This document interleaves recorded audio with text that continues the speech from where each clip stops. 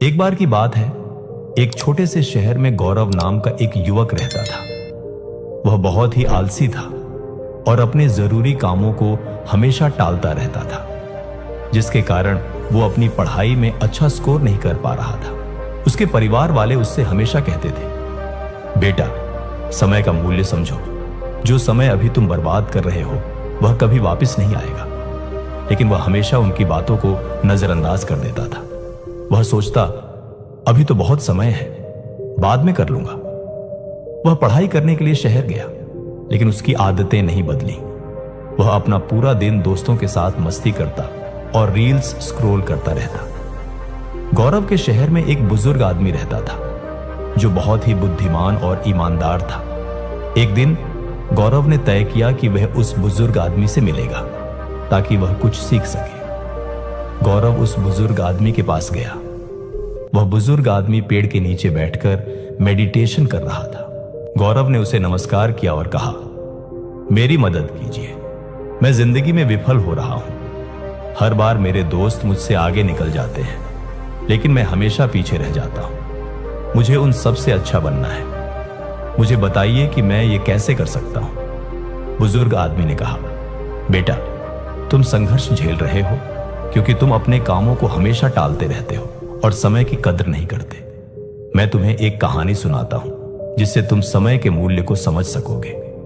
बुजुर्ग आदमी ने कहानी शुरू की। एक बार की बात है, एक राजा था जो बहुत दयालु था। वह अपनी जनता से बहुत प्यार करता था और उनकी मदद किया करता था। एक दिन उसे एक व्यक्ति मिला जो बहुत ही आलसी और गरीब था। उसके पास न तो पैसे थे, न ही नौकरी और न ही इज्जत। वह हमेशा अपनी परेशानियों का दोष दूसरों को देता था। राजा ने उससे उसकी जिंदगी और उसकी परेशानियों के बारे में पूछा। उस व्यक्ति ने कहा, पता नहीं लोग मेरे बारे में ऐसा क्यों कहते हैं कि मैं कुछ नहीं कर सकता। जब भी मैं किसी नौकरी की तलाश में जाता हूं, सब मुझे मना कर देते हैं। राजा को उस व्यक्ति के लिए बुरा लगा। राजा ने कहा, एक सौदा करते हैं। सूर्य अस्त होने से पहले तुम मेरे राज दरबार में आना और जितना सोना चांदी तुम ले जा सको उतना ले जाना। वह सब तुम्हारा होगा। आदमी बहुत खुश हो गया और राजा को धन्यवाद कहा। वह अपने घर की ओर दौड़ा और उसने अपनी पत्नी को सब कुछ बताया। उस व्यक्ति की पत्नी भी बहुत खुश हुई और कहा, जाओ और जल्दी से सोना चांदी ले आओ। उस व्यक्ति ने कहा, मैं अभी नहीं जा सकता, मैं भूखा हूं, पहले मुझे खाना दो। जल्दी से उसकी पत्नी ने खाना बनाकर उसे दिया। उस व्यक्ति ने खाना धीरे धीरे खाया। उसने सोचा, उसके पास तो बहुत समय है, खाना खाने के बाद खजाना लेने जाऊंगा। खाना खाने के बाद उसे नींद आने लगी। उसने सोचा, मैं अभी थोड़ी देर सो लेता हूं, कुछ देर बाद चला जाऊंगा।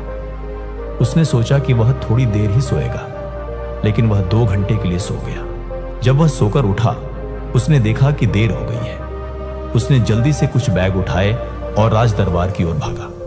रास्ते में धूप तेज थी, उसे गर्मी लगने लगी। उसने सोचा, थोड़ी देर पेड़ के नीचे आराम कर लेता हूं, फिर आगे बढ़ूंगा। उस समय पेड़ के नीचे हवा चल रही थी, जिससे उसे फिर नींद आ गई। इस बार वह 4 घंटे के लिए सो गया। जब वह सोकर उठा, उसने देखा कि शाम होने वाली है और सूरज डूबने वाला है। वह जल्दी से बैग उठाकर राज दरबार की ओर भागा, लेकिन जब वह राज दरबार पहुंचा तो सूरज डूब चुका था और दरवाजे बंद हो चुके थे। वह व्यक्ति बहुत दुखी हो गया।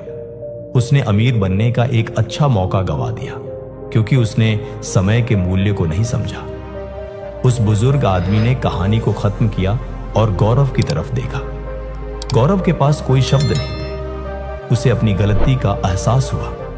गौरव ने उस बुजुर्ग व्यक्ति को धन्यवाद दिया और घर वापस लौट गया। उसे समझ आया कि समय बहुत कीमती है, उसे बर्बाद नहीं करना चाहिए।